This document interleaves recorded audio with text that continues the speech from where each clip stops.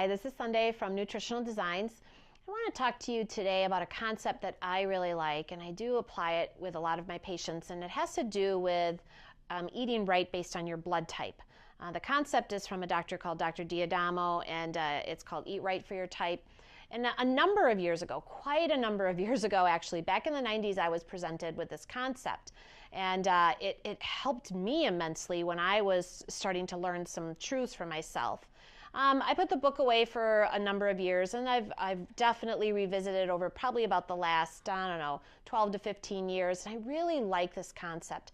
I find it nice because it really kind of sums up and helps people understand what they should or shouldn't be eating without having to get into a lot of expensive testing or some other things. Sometimes that does apply, but this just makes it much easier and simple and, again, very inexpensive.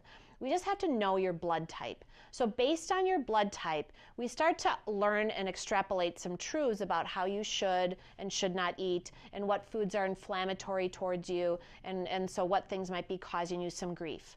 So when it comes to this concept, foods are listed out very, very simply, either as B for highly beneficial, N as neutral, or A for avoid.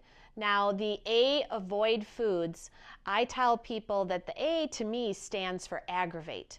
Those foods have the potential to aggravate something in play in your body. So maybe you've eaten a particular food your whole life, but you've never had an issue with it. Now all of a sudden you're a little older, joints are a little bit more bothering you, and now they're starting to give you a little bit of grief.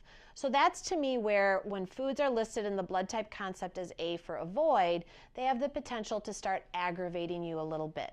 So let me touch on just a couple really simple basics for each of the types. Now in O, I'm an O. For us O's, we do extremely well with protein. We are considered the protein body of the group.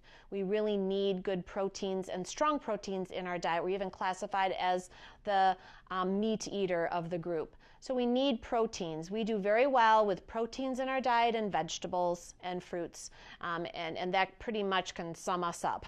And A tends to be more of a vegetarian concept.